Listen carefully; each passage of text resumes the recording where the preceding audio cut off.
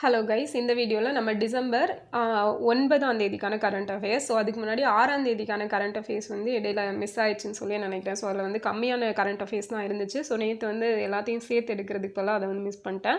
So அதையும் வந்து பார்த்துடலாம். ஃபர்ஸ்ட் பார்த்தீங்க அப்படின்னா இந்தியா ரஷ்யா பொருளாதார திட்டம். ஸோ இந்தியாவுக்கும் ரஷ்யாவோட அதிபரான புத்தின் ஸோ இப்போ வந்து ரீசெண்டாக நம்ம இந்தியாவுக்கு வந்து வந்திருந்தாரு.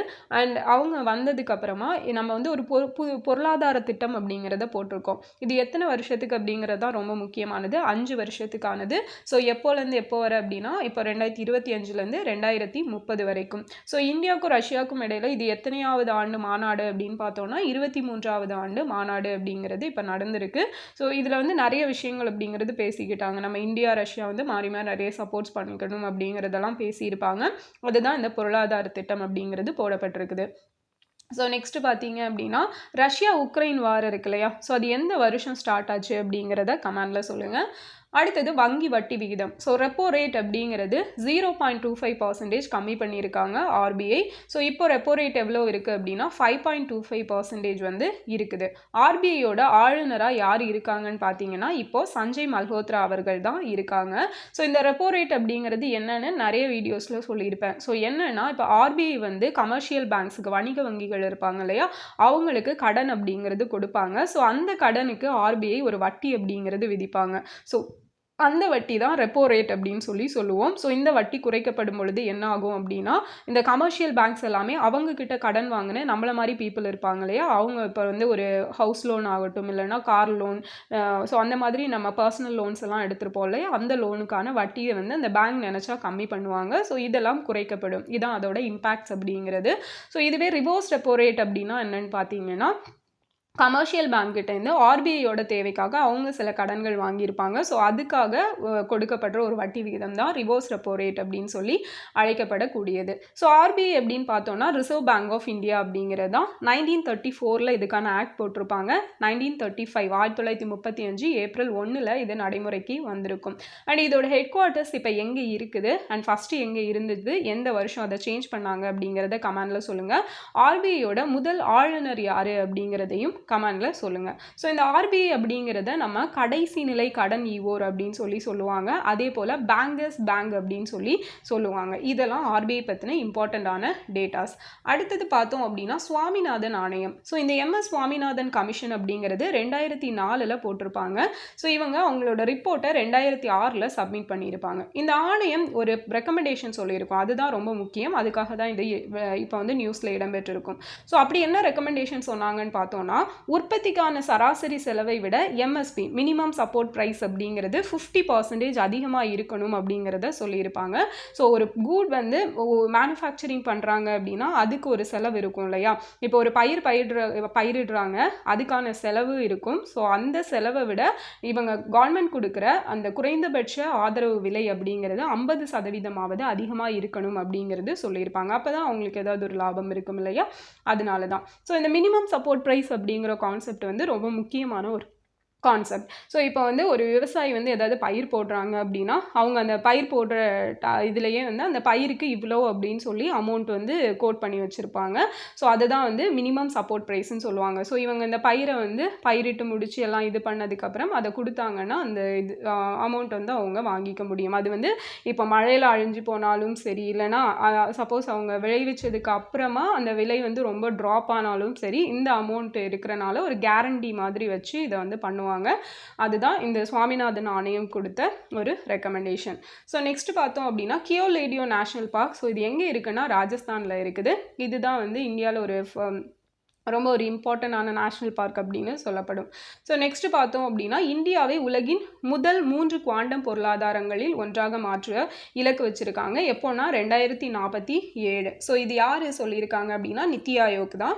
நித்தி ஆயோக்னா தெரியும், national institution for transforming India அப்படிங்கிறது நமக்கு பிளானிங் கமிஷனுக்கு மாற்றாக கொண்டு வரப்பட்டது தான் இந்த நித்தி ஆயோக் அப்படிங்கிறது. ஸோ இவங்க தான் இந்த 3 குவாண்டம் பொருளாதாரங்களை ஒன்றா மாற்றுறதுக்கு ஒரு செயல் திட்டம் அப்படிங்கிறத வெளியிட்டிருக்காங்க. ஸோ உங்களுக்கான கொஸ்டின் பார்த்தீங்க அப்படின்னா இன்டர்நேஷ்னல் இயர் ஆஃப் குவாண்டம் அப்படிங்கிறது எந்த வருஷம் அப்படிங்கிறது, ஓகேவா, குவாண்டம் டெக்னாலஜி அப்படிங்கிறது எந்த வருடம் அப்படிங்கிறத கமெண்டில் சொல்லிடுங்க. நெக்ஸ்ட் வந்து கருடா சக்தி. ஸோ கருடா சக்தி அப்படிங்கிறது இந்தியாவுக்கும் இந்தோனேஷியாவுக்கும் இடையில் நடக்கக்கூடிய ஒரு கூட்டு சிறப்பு படை இராணுவ பயிற்சி. ஸோ அதே மாதிரி பார்த்தோன்னா இன்டர்நேஷ்னல் சீட்டா டே எப்போ அப்படின்னா டிசம்பர் 4ஆம் தேதி. ஸோ இதான் வந்து டிசம்பர் 6க்கான கரண்ட் அஃபேர்ஸ். ஸோ ரீகேப் பார்த்தலாம். இந்தியா ரஷ்யா பொருளாதார திட்டம் 5 வருஷத்துக்கு போட்டிருக்காங்க. வங்கியோட ரெப்போ ரேட் வந்து 0.25% கம்மியாகி இப்போ 5.25% இருக்குது. சுவாமிநாதன் ஆணையம் 2004 அமைச்சிருப்பாங்க. 2006 வந்து ரிப்போர்ட் சப்மிட் பண்ணியிருப்பாங்க. ஸோ இவங்க வந்து இந்த எம்எஸ்பி 50% விட அதிகமாக இருக்கணும் அப்படிங்கிறத சொல்லியிருப்பாங்க. கியோலேடியோ நேஷனல் பார்க் அப்படிங்கிறது ராஜஸ்தானில் இருக்குது. இந்தியாவை உலகின் முதல் 3 குவாண்டம் பொருளாதாரங்களில் ஒன்றாக மாற்ற நித்தி ஆயோக் எப்போ இலக்கு வச்சுருக்காங்க அப்படின்னா 2047. கருடா சக்தி இந்தியா இந்தோனேஷியா இடையில் நடக்கக்கூடிய exercise. And international cheetah day December 4. So December 9ஆம் தேதிக்கான கரண்ட் அஃபேர்ஸ். அண்ட் நம்ம வந்தே மாதரம் அப்படிங்கிறத பற்றி விவாதம் நடத்தலாம். 150 இயர்ஸ் ஆயிடுச்சு அதை இது பண்ணி கொண்டு வந்து. ஸோ அதனால அதை பற்றி டிஸ்கஷன் பண்ணலாம், விவாதம் நடத்தலாம் அப்படின்னு சொல்லியிருப்பாங்க. அந்த விவாதம் வந்து நேற்று நடந்திருக்கும். ஸோ அதில் பார்த்தீங்க அப்படின்னா நிறைய விஷயங்கள் பேசியிருப்பாங்க. ஆக்சுவலாக இது என்ன ப்ராப்ளம் அப்படின்னு பார்த்தோன்னா 1937 தான் வந்து காங்கிரஸ் என்ன பண்ணியிருக்கோம் அப்படின்னா இந்த வந்தே மாதரம் பாடலை தேசிய பாடல் மாதிரி இது பண்ணிக்கலாம் அப்படிங்கிறத அக்செப்ட் பண்ணியிருப்பாங்க. ரெசல்யூஷன் பாஸ் பண்ணியிருப்பாங்க ஐஎன்சி மீட்டிங்கில்.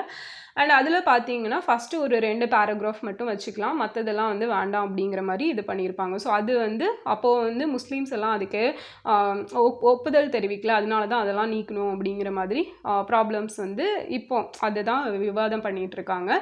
ஸோ இந்த வந்தே மாதரம் 1875 நவம்பர் 7 வெளியிடப்பட்டிருக்கும். ஸோ எந்த ஆக்சுவலாக ஆனந்த மடம் இதழில் வெளியிடப்பட்டது, அந்த ஆனந்த மடம் வந்து எந்த ஒரு பத்திரிகையோட பகுதியாக இருந்திருக்கும் அப்படிங்கிறத கமெண்டில் சொல்லுங்கள். அண்ட் இது 1896 ஐஎன்சி மீட்டிங் நடந்தப்போ ரவீந்திரநாத் தாகூர் தான் முதல்ல பாடியிருப்பார். ஸோ இந்த 1896 ஐஎன்சி மீட்டிங்க்கு யார் தலைமை தாங்கினாங்க அப்படிங்கிறதும் சொல்லுங்கள். ஸோ அதே போல் அதுக்கப்புறமா 1905 பனாரஸ் ஐஎன்சி செஷன் நடந்திருக்கும். கோபாலகிருஷ்ண கோகலே தலைமை தாங்கியிருப்பார். ஸோ அதில் சரளா தேவி அப்படிங்கிறவங்க பாடியிருப்பாங்க. இந்த வந்தே மாதரத்தை தமிழில் மொழிபெயர்த்தது யார் அப்படின்னா நம்ம பாரதியார் தான் 1905 மொழிபெயர்த்திருப்பார். ஸோ இந்த வந்தே மாதரம் அப்படிங்கிறது வந்ததுக்கப்புறமா பார்த்தீங்க அப்படின்னா வங்க பிரிவினை டைமில் எல்லாம் பயங்கரமாக எல்லாரும் வந்தே மாதரம் அப்படின்னு சொல்லியிருப்பாங்க.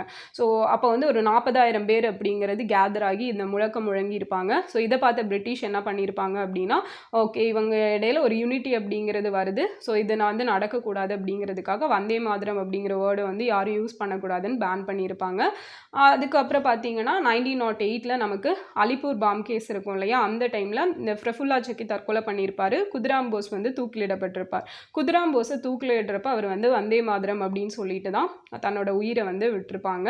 ஸோ இந்த மாதிரி நிறைய ஒரு ஹிஸ்ட்ரி அப்படிங்கிறது இந்த ஒரு வேர்டுக்கு இருக்குது. ஸோ வந்தே மாதரம் அப்படின்னா தாய்மண்ணே வணக்கம் அப்படிங்கிறது தான். ஸோ இதான் வந்து நமக்கு இப்போ நம்மளோட தேசிய பாடலாக இருக்குது. ஸோ இதுதான் தேசிய கீதமாக இருந்திருக்கணும். பட் சில காரணங்களால இதை தேசிய கீதமாக இல்லாமல் தேசிய பாடலாக வச்சுருக்காங்க. தேசிய கீதமாக ஜனகணமன அப்படிங்கிறது இருக்குது. ஸோ தேசிய பாடல் தேசிய கீதம் ரெண்டுமே வந்து எப்போ ஏற்றுக்கொள்ளப்பட்டது அப்படிங்கிறத கமெண்டில் சொல்லுங்கள். ஸோ நெக்ஸ்ட் பார்த்தீங்க அப்படின்னா கடலுக்குள் காற்றாலை மின் உற்பத்தி. ஸோ நம்ம தமிழ்நாட்டில் பார்த்தோம் அப்படின்னா கடலுக்குள்ளே காற்றாலை மின் உற்பத்தி வைக்கலாம், கடற்கரை உட்பட்ட அந்த பரப்பளவுக்குள்ளே அப்படின்னு சொல்லி டிசைட் பண்ணியிருக்காங்க. ஸோ இதுக்கு யார் ஹெல்ப் பண்ண போகிறாங்க அப்படின்னா டென்மார்க்கோட எரிசக்தி துறையும் தமிழக மின்வாரிய ஒப்பந்தம். ஸோ இவங்க தான் சேர்ந்து ஒரு ஒப்பந்தம் அப்படிங்கிறது போட்டிருக்காங்க. இது தூத்துக்குடி, திருநெல்வேலி, கன்னியாகுமரி, ஸோ இந்த ரீஜியனில் தான் வைக்க போகிறாங்க. அண்ட் உலகத்திலேயே காற்றாலை மின்சார நிறுவுதிறனில் இந்தியா எத்தனையாவது பிளேஸில் இருக்குன்னா 4th பிளேஸில். அதே போல் உலகில் புதுப்பிக்கத்தக்க மின் உற்பத்தி ரினியூவபிள் எனர்ஜி இருக்கு இல்லையா, ஸோ அதுலேயுமே வந்து நம்ம 4th பிளேஸில் இருக்கிறோம். ஸோ நெக்ஸ்ட் பார்த்தீங்க அப்படின்னா சிறு நிதி வங்கியாக அனுமதி பெறும் நாட்டின் முதல் payments bank. So small finance பேங்காக எந்த ஒரு பேங்கை ஒரு பேமெண்ட் நார்மலான ஒரு பேமெண்ட் பேங்கை கடன் வங்கியாக மாற்றுறாங்க அப்படின்னா ஃபினோ பேமெண்ட்ஸ் பேங்க். இதுதான் ஃபஸ்ட்டு டைம். ஸோ ஆர்பிஐ வந்து இதுக்கு பர்மிஷன் கொடுத்துருக்காங்க. இப்படி ஒரு சிறு நிதி வங்கியாக மாறணும் அப்படின்னா அதுக்கு கண்டிஷன் என்ன அப்படின்னா ஒரு பேங்கு ஒரு 5 இயர்ஸ் வந்து கமர்ஷியல் பர்பஸில் வந்து ஈடுபட்டிருக்கணும். அதுக்கப்புறம் தான் வந்து அதை வந்து ஸ்மால் ஃபினான்ஸ் பேங்க் அப்படின்னு சொல்லி கன்வெர்ட் பண்ணுவாங்க. ஸோ இவங்க ஒரு 2 இயர்ஸ் முன்னாடி அப்ளை பண்ணியிருந்தாங்க. ஸோ இப்போ வந்து இதுக்கு ஓகே கொடுத்துருக்காங்க. அடுத்தது தாய்லாந்து நாட்டில் பல்லவர் ஏரி. ஸோ தாய்லாந்தோட பழைய பெயர் என்னன்னு பார்த்தீங்கன்னா சயாம் அப்படிங்கிறது. அண்ட் இங்கே வந்து ஒரு கல்வெட்டு கிடச்சிருக்கு. ஸோ அந்த கல்வெட்டில் வந்து அவனி நாரணன் அப்படிங்கிறவரோட பெயர் வந்து அவனி நாரணன் ஏரி அப்படிங்கிறது குறிப்பிடப்பட்டிருக்கும். அதே போல் தக்கோலம் அப்படிங்கிற பிளேஸை அவங்க மொழியில் தக்ககுவா அப்படின்னு மென்ஷன் பண்ணியிருப்பாங்க. ஸோ அது வந்து தக்கோலத்தை தான் குறிக்குது அப்படிங்கிறதும் சொல்லியிருக்காங்க. ஸோ நம்ம பல்லவ மன்னனான 3ஆம் நந்திவர்மனை தான் அவனி நாரணன் அப்படின்னு சொல்லி அவனோட பட்ட பெயர் அப்படிங்கிறது சொல்லியிருப்பாங்க. ஸோ இந்த அவனி நாரணன் ஏரி யார் கட்டினது அப்படின்னா நாங்கூர் வேள் அப்படிங்கிறவர் கட்டினது. ஸோ இங்கே இருந்து நம்ம பல்லவர் பீரியடில் நிறைய பேர் தாய்லாந்துலலாம் போய் வணிகம் வச்சுருந்துருப்பாங்க. அவங்க ஒரு நிறுவன ஏரியா இருந்திருக்கலாம் அப்படின்னு சொல்லி சொல்லப்படுது. அடுத்தது எர்த் சம்மிட் 2025 எங்கே நடந்ததுன்னா காந்தி நகர், குஜராத்தில். Indian astronomers discover ancient spiral galaxy. So நம்மளோட சயின்டிஸ்ட் பார்த்தீங்க அப்படின்னா ஒரு பழங்கால ஸ்பைரல் கேலக்ஸி ஒன்று சுருள் வடிவ அண்டம் அப்படிங்கிறத கண்டுபிடிச்சிருக்காங்க. ஸோ அதோட பேர் என்ன அப்படின்னா அலக்நந்தா. ஸோ அலக்நந்தா நமக்கு தெரியும், அலக்நந்தா, தேவ் பிரயாக், ஸோ பிரயாக்ராஜ் எல்லாம் இருக்கு இல்லையா, அந்த ரிவரோட நேம் தான் அந்த அலக்நந்தா, அதை தான் வச்சுருக்காங்க. ஸோ இதை எதை வச்சு அவங்க கண்டுபிடிச்சாங்க அப்படின்னா JWST, so James web space telescope. இதுதான் வந்து அந்த ஸ்பேஸில் காணப்படக்கூடிய மிகப்பெரிய ஸ்பேஸ் டெலஸ்கோப் அப்படின்னு. அண்ட் இதை மேக் பண்ணது யாருன்னா நம்ம நாசா தான் மேக் பண்ணியிருப்பாங்க. 2021 இதை வந்து விண்ணுக்கு அனுப்பியிருப்பாங்க. ஸோ இது ரொம்ப ஒரு இம்பார்ட்டன்ட் கொஷின். மெயின்ஸுக்கு படிக்கிறவங்களாம் இந்த JWST பற்றி கண்டிப்பாக நிறைய விஷயங்கள் தெரிஞ்சிருக்கணும், எழுதி வச்சுக்கோங்க. So Indian Navy's 58th submarine day. So எப்போ அப்படின்னா டிசம்பர் 8ஆம் தேதி. இந்தியாவோட ஃபஸ்ட்டு சப்மரைன் நீர்மூழ்கி கப்பலோட பெயர் என்ன அப்படின்னா INS கல்வாரி. ஸோ இதை 8 டிசம்பர் 1967 நாட்டுக்காக அர்ப்பணிக்கப்பட்டிருக்கும். ஸோ அந்த தினத்தை தான் வந்து நம்ம சப்மரைன் டே அப்படின்னு சொல்லி செலிப்ரேட் பண்ணுறோம். ஸோ இன்டர்நேஷ்னல் ஆன்டி கரப்ஷன் டே, சர்வதேச ஊழல் எதிர்ப்பு தினம் டிசம்பர் 9ஆம் தேதி. ஸோ இதை பார்க்குறப்ப நம்ம கரப்ஷன் பர்செப்ஷன் இண்டெக்ஸ் அப்படிங்கிற ஒன்றை பார்க்கணும். ஸோ ஊழல் குறியீடு இதில் 2025க்கான இண்டெக்ஸில் இந்தியா வந்து 96வது பிளேஸில் இருக்கிறோம். ஓவராலாக 180 கண்ட்ரீஸில் எடுத்ததில் ஸ்கோர் வந்து 38. ஸோ 2024 93வது பிளேஸில் இருந்தோம். ஸ்கோர் வந்து 39 இருந்துச்சு. ஸோ இப்போ ஃபஸ்ட் பிளேஸில் யார் இருக்காங்க அப்படின்னா டென்மார்க் தான். இவங்க தான் வந்து எப்பயுமே மோஸ்ட் ஆஃப் த டைம் வந்து ஃபஸ்ட் பிளேஸில் வருவாங்க.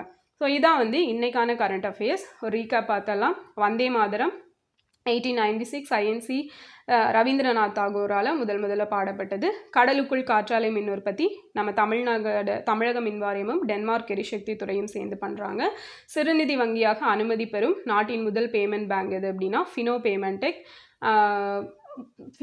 Payment bank. தாய்லாந்து நாட்டின் பல்லவர் ஏரியோட பெயர் அவனி நாரணன் ஏரி. Earth summit Gandhinagar, Gujarat. Indian astronomers discover ancient spiral galaxy, அதோட பெயர் Alaknanda. Indian Navy's 58th submarine day, இது வந்து டிசம்பர் 8ஆம் தேதி. இன்டர்நேஷ்னல் ஆன்டி கரப்ஷன் டே எப்போ அப்படின்னா டிசம்பர் 9ஆம் தேதி. ஸோ இந்த வீடியோ உங்களுக்கு யூஸ்ஃபுல்லாக இருந்திருக்கும்னு நினைக்கிறேன். நெக்ஸ்ட் வீடியோவில் பார்க்கலாம். தேங்க்யூ.